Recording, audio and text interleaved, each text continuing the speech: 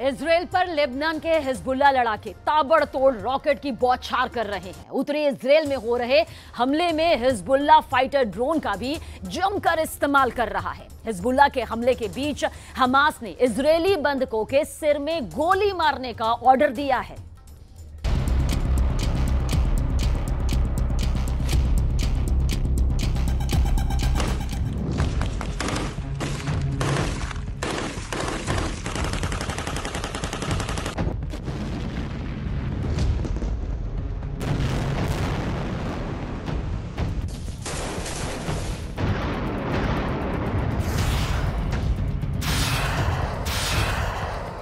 Israel का Hamas से युद्ध चल रहा है।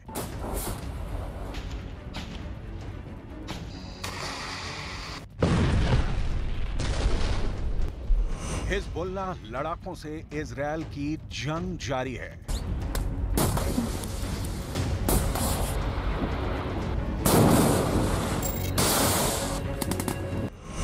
अब क्या अगला नंबर जॉर्डन से आर पार की लड़ाई का है?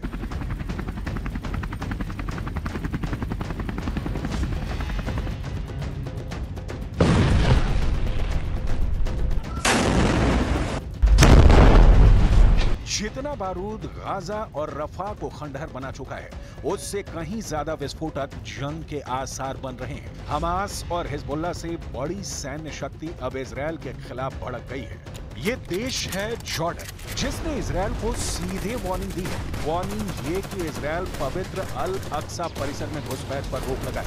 जॉर्डन अल अक्सा परिसर में इजरायलियों को बसाने की कवायद को भड़काऊ और इसकी पवित्रता का उल्लंघन बताया है। अल अक्सा का विवाद ही फिलिस्तीन और इजराइल की दुश्मनी की वजहों में से एक है। वहीं गाजा युद्ध में हमास ने खौफनाक ऐलान कर इजराइल के होश उड़ा दिए हैं। हमास ने जिन इजरायली बंधकों को अपनी कैद में रखा है, अब उनकी मौत किसी भी वक्त आ सकती है। हमास ने इजरायली बंधकों के सिर पर बांधी बारूदी बेल्ट। आईडीएफ फोर्स आगे बढ़ी तो सिनवार दबाएगा ट्रिगर।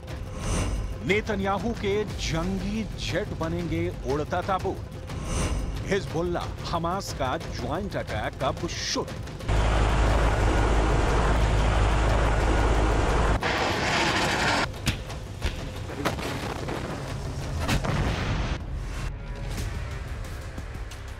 हमास युद्ध सबसे विस्फोटक दौर में पहुंच चुका है। जहां हमले की लिमिट क्रॉस हो चुकी है, वहां विध्वंसक हथियारों की मार अंधाधुंध हो रही है, जिसके बाद बारूदी बैटल में हमास को फुल बैकअप भी मिलने लगा है। ये बैकअप दे रहे हैं लेबनान के हिजबुल्लाह लड़ाके, जिन्होंने इजराइल पर एक दो नहीं 250 से ज्यादा रॉकेटों की बौछार कर धुआं करने की कोशिश की है। हिजबुल्लाह लड़ाके अपने टॉप कमांडर की मौत का इंतकाम लेने के लिए इजराइल से आर पार के युद्ध के मूड में है। इजराइल भी युद्ध में जंगी जेट के साथ उतर आया है। हिजबुल्लाह पर पलटवार के लिए इजराइल ने 8 जंगी जेट का आसमानी बेड़ा उड़ाया है। यानी एक तरफ इजराइल है तो दूसरे खेमे में हमास और हिजबुल्लाह डबल अटैक शुरू कर चुके हैं, जिससे इजराइल को एक वक्त में 2 फ्रंट पर जोर लगाना पड़ रहा है। साथ ही इजराइल को रफा और गाजा फ्रंट पर भी जोरदार टक्कर मिल रही है, क्योंकि लेबनान के हिजबुल्लाह लड़ाकों के पास 10 लाख रॉकेट और मिसाइलों का बारूदी गोदाम है। ईरान के कुद्स फोर्स ने एक रिपोर्ट में दावा किया है कि लेबनान ने हिजबुल्लाह फाइटर्स के गोदाम में 10 लाख से ज्यादा गाइडेड मिसाइल, कत्यूशा रॉकेट और एंटी टैंक मिसाइलों का भंडार है। कुद्स फोर्स की रिपोर्ट में यह भी दावा किया गया है कि लेबनान फ्रंट से इजराइल पर हमले शुरू हुए तो पूरा देश गवाह हो सकता है, क्योंकि हिजबुल्लाह फाइटर इजराइल की पावर सप्लाई को मिसाइल धमाके से ध्वस्त करने का मंसूबा बनाकर बैठा है। हिजबुल्लाह लड़ाकों को इजराइल हल्के में नहीं ले सकता, क्योंकि ये लड़ाकों की कोई छोटी मोटी फौज पर नहीं। लेबनान में हिजबुल्लाह की जड़ें बहुत गहरी हैं। लेबनान में हिजबुल्लाह के पास 20,000 ट्रेंड लड़ाके हैं, जिनके पास दुनिया के सभी आधुनिक हथियार हैं। हिजबुल्लाह गुट में करीब 30,000 लड़ाके रिजर्व में भी रहते हैं, जिन्हें जंग के वक्त जरूरत पड़ने पर कभी भी मोर्चे पर बुलाया जाता है। Whether through diplomatic efforts or otherwise, Israel will restore security on our northern border. Israel will respond with force to all aggressions by Hezbollah. Lebanon and Hezbollah, under the guidance of Iran, bear full responsibility to the deterioration of the security situation in the north. Hezbollah लड़ाके Hamas के आत्मघाती हमलावरों जितने ही क्रूर और आक्रामक हमले के लिए कुख्यात हैं, इनके जिस टॉप कमांडर को मिसाइल स्ट्राइक में ढेर किया है, उसकी मौत का बदला लेने के लिए हिजबुल्लाह किसी भी हद तक जा सकता है। बुधवार को इजरायली सेना ने साफ किया कि उनकी स्ट्राइक में हिजबुल्लाह का टॉप कमांडर अब्दुल्ला तालेब मारा गया है। अब्दुल्ला तालेब को इजरायल ने दक्षिण पूर्वी लेबनान में उसके ठिकाने पर मिसाइल हमले में ढेर किया है। अब्दुल्ला तालेब को हज अबू तालेब के भी नाम से जाना जाता है। अब्दुल्ला तालेब हिजबुल्लाह की लितानी नदी डिवीजन का कमांडर था। इजरायली सैन्य बल ने अब्दुल्ला के साथ 3 और कमांडरों के मारे जाने की पुष्टि की है।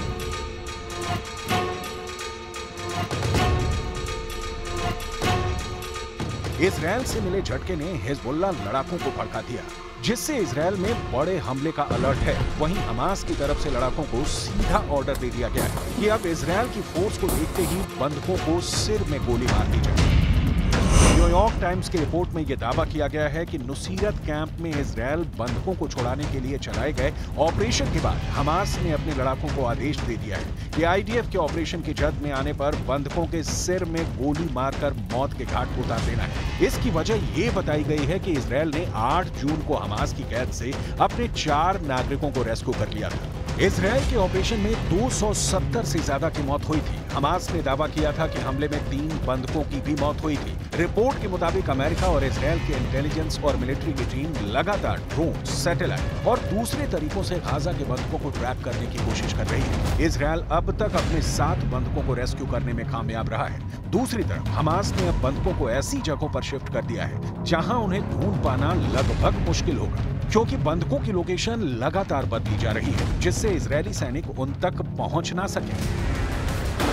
हालांकि इजरायली फोर्स अटैक मोड में है। रफा और गाजा के चप्पे चप्पे को खंगाल रहे आईडीएफ सोल्जर हमास लड़ाकों का सफाया करते हुए बंधकों की रिहाई का ऑपरेशन चला रहे हैं, क्योंकि यूएनएससी में इजरायल पर जल्द से जल्द युद्ध खत्म करने का दबाव बढ़ता जा रहा है। उधर 8 महीने से चल रही जंग में हमास के भी हौसले पस्त होते जा रहे हैं। हमास ने अमेरिका समर्थित युद्ध विराम प्लान मानने की हामी भर दी है। हमास इजरायल के साथ परमानेंट गाजा सीज फायर की भी गुहार लगा रहा है। यूएनएससी में इजरायल हमास जंग रोकने का प्रस्ताव 10 जून को ही पास हो गया था। अमेरिका के पेश किए गए प्रस्ताव पर हुई वोटिंग में 15 में से 14 देशों ने पक्ष में वोट डाला, जबकि वीटो पावर रखने वाले रूस ने प्रस्ताव से दूरी बनाई। अमेरिका के सीज फायर प्रपोजल में 3 फेज में जंग खत्म करने की बात कही गई है, जिसमें पहले फेज में 6 हफ्ते का सीज फायर होगा। इस दौरान हमास के कैद में मौजूद कुछ इजरायली बंधक और इजरायल की जेल में बंद फिलिस्तीनियों की रिहाई की बात कही गई है। इसके बाद दूसरे फेज में जंग को पूरी तरह से रोककर बाकी बंधकों को रिहा कर दिया जाएगा। आखिरी फेज में गाजा पट्टी को फिर से बसाने का जिक्र है।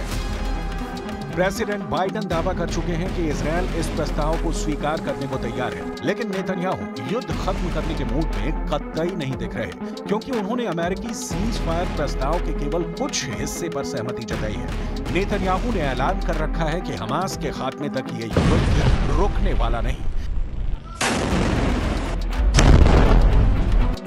अमेरिकी विदेश मंत्री एंटनी ब्लिंकन ने भी गाजा युद्ध के और विनाशकारी होने की भविष्यवाणी कर दी है। ब्लिंकन ने दावा किया कि हमास ने युद्ध विराम की शर्तों में बदलाव किया है, जिसमें कुछ शर्तें मानना मुश्किल है, यानी जंग जारी रहेगी और जोरदार भी होगी।